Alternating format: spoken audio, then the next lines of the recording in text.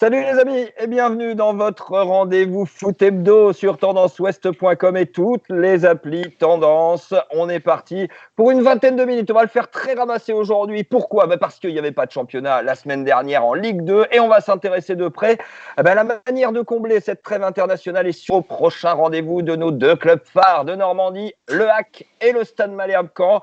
Pour parler du HAC, vous le reconnaissez, il est là très souvent en notre compagnie, c'est Adrien Casanova du Courrier Cauchois. Salut Adrien.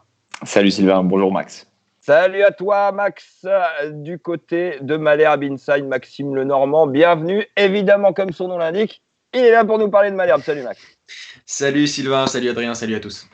Messieurs, trêve internationale, des joueurs partis en sélection, d'autres qui sont restés, avec du côté du HAC et du côté de Caen, deux pentes psychologiques assez différentes. On en a parlé la semaine dernière. Je commence avec vous, Adrien Casanova du Courrier Cauchois. On va commencer du côté du HAC. Comment ça se passe au HAC, ces 2 semaines de trêve avant de reprendre un championnat qui s'annonce copieux? J'imagine que ça se passe plutôt bien. Le Havre, de toute façon, avait besoin peut-être de cette pause aussi pour laver l'affront vécu au Paris FC. Le Havre a fait un non-match sur la pelouse du Paris FC, perdu 3-0, montré aucune intention.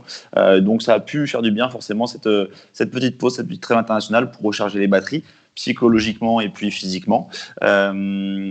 La direction, on a aussi profité pour redonner un petit peu un cadre à tout ça. J'allais vous le dire. Vincent Volpe s'est exprimé, a profité de cette trêve internationale pour prendre la parole, le président du HAC. Vous en avez pensé quoi de son intervention, Adrien ? L'intervention, elle était là surtout, je pense, pour un petit peu éteindre les critiques. Alors, est-ce que ça va suffire ? Je ne sais pas. Mais en tout cas, on a senti un HAC qui a voulu parler d'une seule et même voix. Puisque Vincent Volpe ne s'est pas présenté seul en conférence de presse. Il s'est présenté avec Pierre Gentil et Paul Le Guen. Ils sont arrivés tous les trois. Ils ont parlé d'une seule et même voix, enfin à l'unisson, avec un discours qui était unanime. C'était celui d'un club qui n'a pas changé ses ambitions, malgré un mercato qui a été jugé par beaucoup décevant. Le club réaffirme son envie de jouer les premiers rôles, de monter en Ligue 1. Alors après, justement, le club a aussi précisé qu'il ne voulait pas le faire n'importe comment. C'est pour ça qu'en fait, ils ont un petit peu justifié ce mercato fait de manière très, très raisonnable économiquement, puisqu'il n'y a eu aucune dépense de fait alors qu'on avait reçu pour le coup, dans les caisses, une grosse somme d'argent. Est-ce que ça s'entend, ça ? Le Havre aurait été en difficulté s'il avait dépensé de l'argent, selon vous ? Non, je ne pense pas, puisqu'il le précise bien d'ailleurs que le Havre, avec la vente aujourd'hui, s'est remis stable économiquement.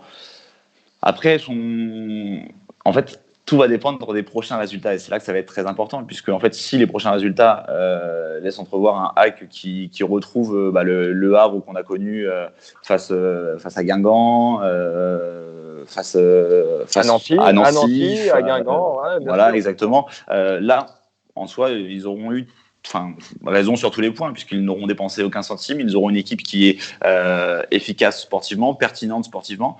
Donc là-dessus, ça serait positif. Par contre, si dans les prochaines semaines, justement, on ne retrouve pas les résultats attendus sportivement, là, toute leur politique un petit peu s'effondre, puisque on verra que l'attaquant qui aurait dû pallier le départ de Sino Kadewere n'est pas arrivé. Jamal Thierry se retrouvera seul, même si Khalid Boutaïb est arrivé dans les dernières heures, mais on n'a aucune certitude sur son niveau actuel. Donc là, oui, ça pourrait être compliqué, et les supporters pourraient monter au créneau pour justement critiquer ce mercato qui est pour l'instant jugé décevant, dont on attend maintenant dans les prochaines semaines de voir vraiment si le HAC a eu raison de prendre ce parti pris, de tenter des paris, ou si justement il aurait mieux valu contenter les supporters avec un achat digne de ce nom. Et voilà. Donc je pense que c'est vraiment les prochaines semaines qui vont le déterminer, et c'est en cela que ce retour-là contre Châteauroux et puis ensuite à Dunkerque-Capot va être déterminant. Déterminant, on l'avait dit la semaine passée, le trio de matchs de retour de cette trêve internationale est très important pour les Havrais. Sincèrement, on va revenir sur les supporters. Adrien, vous êtes à leur contact chaque semaine dans les colonnes du Courrier Cauchois. Ils sont vraiment mécontents déjà, les supporters. On sent déjà une espèce de ras-le-bol, ou est-ce qu'on est encore un peu dans le doute ? On est dans le doute, j'imagine, puisque pour l'instant, c'est difficile encore d'enfoncer complètement ce HAC. Après 6 journées, le HAC n'est pas décroché, et c'est pour ça qu'en fait, c'est les prochaines semaines qui vont être importantes. Aujourd'hui, la situation, elle est telle que le HAC, au final, est 11e, a un bilan qui est sportivement mitigé avec 3 victoires, 3 défaites. Mais en fait, comptablement, ils ne sont pas si loin que ça. Il n'y a que 4 points de retard sur le Paris FC qui est leader, 3 points de retard sur le podium et 2 points de retard sur le dernier barragiste. Donc, comptablement, pour l'instant, rien n'est fait et le Havre est toujours dans la course. Les prochaines semaines, là, par contre, vont décider un petit peu de l'avenir du HAC. Justement, là, il y a 3 matchs importants qui vont se présenter. Et sur ces 3 matchs-là, il va falloir prendre des points pour se replacer, justement, et pas laisser, en tout cas, ce wagon de tête partir trop loin. Et du coup, engendrer ce mécontentement des supporters, parce que là, pour le coup, il pourrait y avoir mécontentement, et ce serait logique.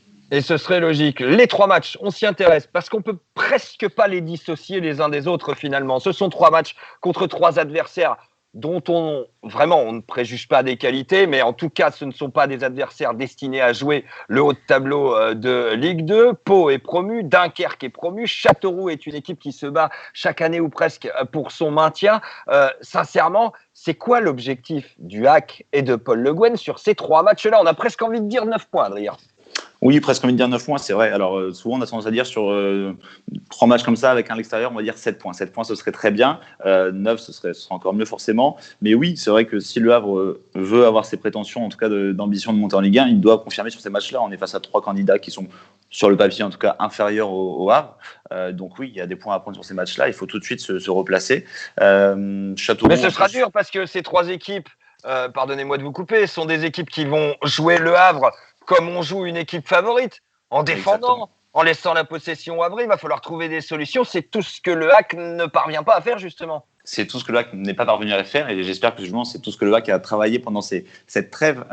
Justement, Paul Le Guen va devoir trouver les mots, trouver aussi les bonnes associations, que ce soit en défense, au milieu de terrain ou même devant, pour justement trouver ces décalages et puis retrouver un petit peu un dynamisme pour venir à bout de ces 3 équipes. Alors oui, ce ne sera pas évident forcément, puisque face à des équipes qui sont comme ça réputées inférieures et qui lutteront pour le maintien, souvent c'est des équipes qui vont se battre comme des beaux diables de la première à la dernière minute, mais le Havre, en qualité en tout cas de favori ou de candidat à la montée, se doit de prendre des points face à ces équipes-là. Petite question comme ça, vous qui sentez le HAC et qui êtes souvent justement du côté du stade Océane, est-ce que vous sentez Paul Le Guen potentiellement en danger si ces 3 matchs ne se passent pas bien? Ça peut paraître complètement farfelu, mais on va forcément y venir à un moment si le mécontentement des supporters et si les résultats par là même ne gagnent pas en qualité. Honnêtement, je ne pense pas. Après, ça ne reste que mon avis et c'est un avis personnel, mais je ne pense pas puisque la direction lui a récemment confirmé un petit peu son soutien. Ils l'ont prolongé. Paul Le Guen, en soi, lui, n'a pas eu justement les armes qu'il aurait pu avoir puisqu'il n'a pas eu les transferts. Donc, en fait, lui fait avec les moyens qu'il a. Le Havre, la direction ne lui a pas forcément donné de moyens pendant ce mercato. Ils ont pioché des paris, comme ils appellent ça. Donc, non, je le vois pas nécessairement en danger. En plus, sa cote de popularité est plutôt appréciée. C'est quelqu'un qui dégage toujours quelque chose d'optimiste, qui est toujours qui est plutôt apprécié de la part des supporters. Donc non, je pense pas que son poste, en tout cas soit en danger. Mais bon, après, le football, ça va toujours très vite et on verra dans les prochaines semaines comment ça peut se passer. Alors, on va terminer avec vous, évidemment, Adrien, cette partie HAC. Quels sont les joueurs, que vous attendez au tournant de ces 3 prochains matchs dans l'effectif havrais? La défense centrale, c'est d'abord Pierre Gibaud et Ertugrul Ersoy sont attendus au tournant, puisque en fait, ils nous avaient proposé quelque chose de très, très intéressant contre Nancy. Ils ne l'ont pas reproduit contre le Paris FC. Ils sont passés tous les deux au travers de leur rencontre. Donc cette charnière-là que Paul Le Guen associe sera attendu au tournant. Ensuite, on va voir aussi alors je ne sais pas s'ils seront titularisés contre Châteauroux, mais des joueurs comme Oumout Meras et puis Victor Lécal qui étaient un petit peu sortis de ce groupe. Là, finalement, parenthèse, vous me faites l'ouverture parfaite dans la profondeur. Ces deux-là, ils vont devenir quoi? Ils voulaient partir, ils ont eu des touches pour partir. Ça a discuté en tout cas sur leur matricule. Ils sont toujours là. Comment on fait pour les remettre en selle? Justement, ils n'ont pas eu le bon de sortie. C'est à eux de se remettre en route. De toute façon, ils ne vont pas se mettre sur la touche. Ça serait bête. C'est 2 joueurs qui ont prouvé par le passé qu'ils pouvaient apporter une réelle plus-value au HAC. L'an dernier, même en début de saison, c'était tous les deux considérés comme des cadres par Paul Le Guen. Donc, ils ont toute leur place dans cet effectif. C'est à eux maintenant de se remobiliser. Ils n'ont pas eu le bon de sortie attendu, ou en tout cas, ils n'ont pas pu partir, puisque les deux, en tout cas, étaient en instance de départ, souhaités. Je le rappelle, Victor Lécal était pressenti du côté des pays du Golfe, notamment. Ils n'ont pas eu le bon de sortie espéré. Maintenant, c'est à eux de se reconcentrer, de se remobiliser, et puis voilà, de participer à cette cette belle aventure avec le HAC pour essayer de ramener le HAC justement vers les sommets du classement. Un petit prono pour finir avec vous, Adrien, sur ce HAC Châteauroux. HAC Châteauroux, 3-1 pour les Ciels et Marines.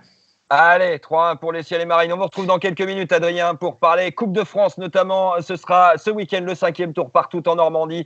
14 rencontres. Vous nous donnerez vos éventuelles surprises et en tout cas les matchs à suivre, Adrien. Et je me tourne vers le stade Malherbe de Caen. Regard au sud-ouest du Havre. On franchit la Seine, le pont de Normandie et on embraye sur la 13 direction Caen et direction le stade d'Ornano. Évidemment, pour parler du stade Malherbe, on retrouve Maxime Lenormand de Malherbe Inside. Maxime, c'est un peu le même exercice qu'Adrien, mais avec un stade Malherbe de Caen dans un état d'esprit complètement différent de celui du Havre. Ça roule plutôt à Malherbe avant la trêve. Comment faire pour bien en profiter justement de cette trêve selon vous ? Oui, c'est un bon début de saison que nous a offert le stade Malherbe-Caen. Ces 2 semaines de trêve ont permis sans doute d'intégrer les nouvelles recrues, notamment Alexandre Mendy, de bien bosser. On sait qu'il était convoqué avec la sélection guinéenne. Finalement, il a préféré rester pour bosser avec sa nouvelle équipe. Donc ça, c'est très bien. Pas de match amical même. C'est un choix de Pascal Duprat. Certaines équipes ont voulu en faire, mais avec le Covid, c'était compliqué. On a vu qu'il y a eu des matchs annulés, etc. Donc finalement, on est resté à Caen et l'équipe a bien pu travailler. Donc dans un climat plutôt serein, puisqu'on reste sur une victoire contre Amiens. Donc tout va bien pour l'instant au Stade Malherbe. Avec des Canets qui sont à effectif complet cette fois. On va l'analyser un peu cet effectif, Maxime. Parce que finalement, du côté du Stade Malherbe, en tout début de saison officielle, c'est-à-dire le 22 juin, le jour de la reprise de l'entraînement, il y avait 37 joueurs sous contrat. Tout le monde disait c'est absolument énorme, messieurs, dames, on va jamais s'en sortir. Depuis, il y a eu tout ce que vous avez pu suivre, chers auditeurs et chers spectateurs, sur la passation de témoins de la gouvernance malherbiste, pour au bout du compte se retrouver à 30 professionnels encore aujourd'hui. Finalement, ça n'a pas tant dégraissé que ça, Maxime. Un petit peu, et je pense que Olivier Piqueux l'avait annoncé, tout ne se fera pas en un mercato. Il y a eu quelques jeunes prêtés, notamment en fin de dernier jour même du mercato. On n'a pas réussi à se séparer d'éléments avec des gros salaires. Je pense à Prince Onyangé. Et là, Julien, justement, Ouais. les plus-values et ceux qui rapportent un peu d'argent. Moi, j'ai presque envie de me demander si c'est pas un choix. Alors, il y a 2 choses. Il y a effectivement les 2 joueurs qui ont un salaire important. Je pense à Prince Onyangé et Yacine Babou. On a vu d'ailleurs qu'Yacine Babou avait failli filer à Sofia. Je pense qu'il n'aurait pas été retenu s'il y avait eu un petit délai supplémentaire. Et puis, il y a les joueurs avec une valeur marchande importante que le club souhaitait garder, je pense. Alors, je pense à Caleb Zadisseri, à Jessie Deminguet, Kélian Ensona notamment, Nicolas Gioacchini également. Il y a eu des sollicitations, Olivier Piqueux l'a dit. Mais je crois que oui, la volonté du Stade Malherbe était de les conserver, et je pense qu'il a été un petit peu aidé notamment sur le dossier Caleb Zadisseri par sa blessure peut-être, par le début de saison un petit peu en demi-teinte de Jessie Deminguet. Voilà, donc finalement c'est quand même si on veut parler un petit peu du mercato, c'est un mercato plutôt réussi puisqu'on a conservé déjà tous nos cadres, et puis voilà, on s'est renforcé à moindre coût assez intelligemment avec surtout 2 renforts principaux que sont Yohan Cour et Alexandre Mendy. Donc voilà, il faut que Alors, autant pour Yohan Cour, c'est l'unanimité autour de ce joueur. Ses premières prestations, d'ailleurs, ne font que confirmer ce que l'on pensait tous. D'ailleurs, il aurait pu aller chez vous. Je vous vois regarder Adrien Casanova, mais il était aussi en contact avec le Havre. Votre chance, il s'est arrêté un petit peu trop au sud. Mince. En ce qui concerne Alexandre Mendy, c'est une énigme quand même. On ne va pas se cacher, Maxime. Oui, on en a parlé un petit peu la dernière fois avec vous, Sylvain. C'est un joueur qui a jamais joué en Ligue 2 depuis un moment. Il a joué à Nîmes un petit peu, où il avait... En fait, à chaque saison, il marque environ entre 3 et 5 buts. Donc c'est des statistiques pas extraordinaires. Maintenant, ça fait longtemps, comme je disais, qu'il n'a pas joué en Ligue 2. Il a souvent été prêté en Ligue 1 à Guingamp, à Brest la saison dernière. Et à Bordeaux, il n'a jamais vraiment réussi à s'imposer. Donc moi, j'ai presque envie de dire que finalement, peut-être que le niveau où il pourrait s'éclater le plus, c'est peut-être la Ligue 2, avec un championnat qui est plus physique, je pense, ou moins technique que la Ligue 1. C'est un profil qui se rapproche un petit peu, je pense, les supporters canadiens vont le découvrir, de Malik Chokunte. C'est quelqu'un qui est capable de conserver le ballon de haut but. Ça va donner une corde supplémentaire à l'arc de Pascal Duprat en attaque. Ça ne sera pas quelqu'un qui va finir à 20 buts. Mais dans le 4-4-2 que semble vouloir installer Pascal Duprat, il peut avoir son rôle à jouer, je pense. Ce 4-4-2, il a été installé pour la première fois à domicile. En tout cas, c'était la semaine passée, lors de la victoire 1-0 face au Amiens Sporting Club. Qu'est-ce qu'on peut retirer de ce premier essai en 4-4-2, selon vous, Maxime ? Du positif. Je pense que c'est un système qui convient notamment très bien à Yoann Cour. Voilà, c'est quelqu'un, on l'a vu, qui sans mauvais jeu de mots, qui court beaucoup, qui récupère des ballons. C'est la seule émission. C'est comme à chaque direct, c'est une fois. Autorisé une fois. Il récupère beaucoup de ballons, il s'est bien battu. Donc voilà, on sait que dans un 4-4-2, il faut faire les efforts défensifs. Et je pense que Yoann Cour est le joueur idoine pour ça. Il délivre une très très belle passe décisive. Après, on a un petit peu reculé. Il faut dire qu'Amiens, je trouve, a fait une très bonne prestation. C'était pas évident. Et je pense qu'on aurait peut-être pu repasser dans un milieu à 3 en fin de match pour consolider un petit peu tout ça. L'énigme du 4-4-2, c'est toujours de savoir si le milieu de terrain va tenir. Il a tenu avec Onyangé et Deminguet. On a souffert quand même contre Amiens, mais belle promesse. Et maintenant, on attend un petit peu encore plus d'allant offensif sur les prochains matchs. Alors, les prochains matchs, justement, là encore, parfaitement, messieurs. Bravo, les 2 ouvertures sont parfaites pour la suite des événements. On a bossé. Les trois prochains matchs, pareil. De la même manière que pour le HAC tout à l'heure, je pense qu'on ne peut pas les dissocier, les 3 prochains matchs de Caen, parce qu'à l'inverse des Havrais, ce ne sont pas des équipes qui vont lutter ou qui, en tout cas, sont programmées pour lutter pour le maintien que Caen va jouer, mais proprement l'inverse, des équipes à vrai renom, à vrai potentiel. C'est l'heure du test pour le Stade Malherbe 2020-2021, selon vous, Maxime ? On n'a pas encore joué les équipes du top 5 jusqu'à présent. On va en jouer 2 en 3 matchs, plus Guingamp qui est aussi, malgré son début de saison en demi-teinte, quand même une formation avec des joueurs de qualité. Mais je pense qu'on peut aborder ces matchs avec confiance et ambition au vu du début de saison canet. Et puis on en a parlé aussi la dernière fois, c'est que Malherbe avait depuis le début de saison beaucoup de difficultés à évoluer contre les blocs bas. Là on va aller jouer à Niort et au Paris FC.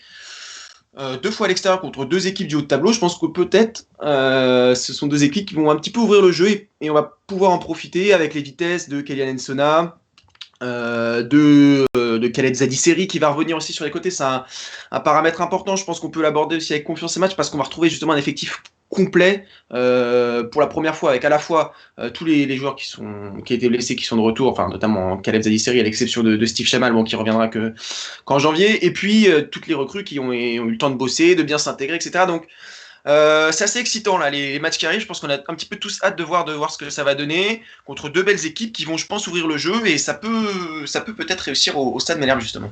C'est tout ce qu'on peut leur souhaiter aux Malherbistes. Alors vous en avez parlé, tout le monde revient. Là encore, on est à effectif à peu près complet du côté du Stade Malherbe. Elle peut donner quoi, cette équipe type, à partir de ce mois d'octobre, selon vous ? Peut-il y avoir des changements ? Parce qu'on dit toujours, on ne va pas changer une équipe qui gagne. Celle-ci gagne plutôt de manière correcte et c'est bien placé d'entrée de jeu. Est-ce qu'il va falloir quand même la changer ? Je pense qu'on va revoir à Niort la même équipe qu'on a vue à Amiens, avec un Khaled Zadisseri qui peut prétendre à une place de titulaire, mais qui va démarrer probablement sur le banc. Où ça, selon vous ? À droite ? Je le vois plutôt sur un côté, en concurrence avec soit Kélian Nsona, soit Yoann Cour. Mais ça va être l'interrogation du 4-4-2, c'est comment à la fois. Alors sur Yoann Cour, autant comme je vous disais, j'ai pas d'interrogation là-dessus, mais comment Khaled Zadisseri et Kélian Nsona vont gérer les efforts défensifs sur les couloirs. Ce sont 2 joueurs à qui percutent beaucoup. Fort potentiel offensif. Ouais. Exactement. Percussion offensive, ouais. Voilà, mais qui peut-être sur les efforts défensifs feront un petit peu moins d'efforts qu'un Yoann Cour.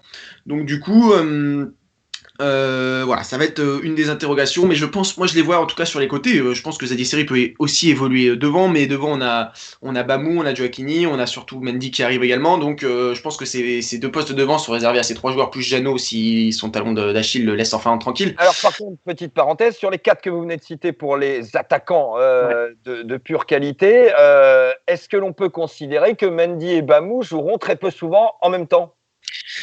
Alors, sans doute, effectivement, ils ont en tout cas 2 profils assez similaires. On l'a vu contre Amiens, Yacine Bamou a beaucoup été cherché sur des longs ballons, il a joué en déviation pour la vitesse de Joaquini. Maintenant, à Nantes, il avait aussi un rôle un peu plus fin techniquement, parfois en numéro 10, en soutien de l'attaquant, en 9,5 comme on dit. Il peut peut-être aussi prendre ce rôle de pivot, plutôt de joueur qui va pivoter autour de qui va tourner autour de Mendy. Exactement. Ouais. Moi, je pense qu'il est assez polyvalent là-dessus. Il peut endosser les deux rôles. On est plus sur des profils Jeannot, Gioacchini pour jouer avec Bamou ou Mendy en fait. Ouais, c'est possible.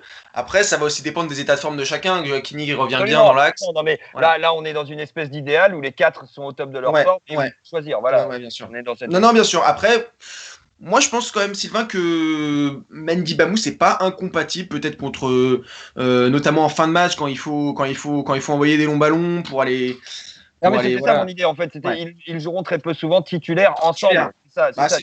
Non, c'est possible. C'est possible. Après, je pense quand même que Bamou peut prendre ce rôle que tient Gioacchini actuellement. Mais voilà, moi je pense en tout cas que contre Niort, l'équipe va être la même que lors des derniers matchs. Il n'y a pas de raison de la changer. Et on aura en plus des solutions sur le banc qui vont faire un grand bien, je pense. Même question que pour le camarade Adrien Casanova du Courrier Cauchois tout à l'heure. Quels sont le ou les joueurs que vous attendez au tournant dans les 3 prochains matchs pour le Stade Malherbe? J'en ai beaucoup parlé, on l'a pas vu depuis le début de saison, c'est Caleb Zadisseri. J'avais beaucoup aimé ce joueur la saison dernière, qui est un petit peu irrégulier. Je pense que s'il arrive à gagner en constance, c'est quelqu'un qui peut faire énormément de bien à l'attaque du Stade Malherbe, qui est un petit peu en dedans ce début de saison. Et puis Alexandre Mendy, j'ai hâte de le découvrir. Finalement, j'attends beaucoup des joueurs qu'on n'a pas encore vus. Peut-être même Gioacchini, j'attends qu'il confirme. Son bon match contre Amiens, dans un poste enfin où il se sent à l'aise. J'espère qu'il va continuer à performer comme il l'a fait contre Amiens. Rendez-vous samedi pour le Stade Malherbe de Caen avec ce déplacement du côté de Niort, un déplacement que l'on attend tous parce que déplacement contre une des belles équipes de ce début de saison, les Chamois niortais. Il va falloir être solide pour les Canets. Messieurs, 3e partie, Adrien Casanova, vous avez eu le temps de bûcher, de réfléchir, de mettre votre nez un peu partout pour savoir. Parmi les 13 matchs, et on ouvre notre page foot régional, c'est la Coupe de France qui sera à suivre tout le week-end prochain, le 5e tour. 13 matchs plus un 14e qui ne devrait peut-être pas receler de surprise. C'est la plus grosse équipe hiérarchiquement qui rentre face à une des plus petites. Troarn, Avranches, net avantage aux Avranchinais, Adrien? Oui, sur le papier, il y a une large différence entre les deux équipes. Sur ce tour-là, la hiérarchie doit être respectée. En tout cas, c'est le message, je pense, qui sera véhiculé par le coach d'Avranches. Après, il faut toujours se méfier. Un match à l'extérieur sur un terrain un peu difficile. On connaît la Coupe de France avec ses surprises. Donc, il faut toujours être prudent, vigilant de la part des grosses équipes. Mais oui, normalement, Avranches a mes faveurs sur ce match. Alors, sur les autres rencontres qui vont se dérouler partout en Normandie sur ces 2 jours de compétition qui sont toujours haletantes, on arrive bientôt à la fin du périple régional, on arrive bientôt au premier tour national. C'est plus le moment de se rater pour les gros dont c'est l'objectif et puis c'est le moment de profiter à fond pour les plus petits. Quelles sont les surprises potentielles et où est-ce qu'il faudra que l'on ait les yeux du côté au Normand avec vous, Adrien? Du côté au Normand, j'ai ressorti 5 rencontres. Tout d'abord, on aura Romilly contre le FC Rouen. Et sur cette surprise possible là. Surprise possible là. Moi, sur ce match-ci, je vois tout à fait une surprise puisque Romilly vient de monter en N3 et puis surtout en fait, le FCR n'est pas dans une forme optimale depuis le début de saison. C'est un petit peu compliqué. Le terrain de Romilly est lui aussi compliqué. C'est un petit terrain. Aller jouer là-bas n'est jamais évident. Donc sur ce match-là, un match de Coupe de France entre 2 équipes qui se connaissent bien, je vois tout à fait Romilly emmener par exemple le FCR au tir au but et pourquoi pas créer la surprise. Voilà. Autre surprise peut-être, dites-moi. Autre surprise, je vais espérer une surprise de la part de l'US Luneray contre Évreux.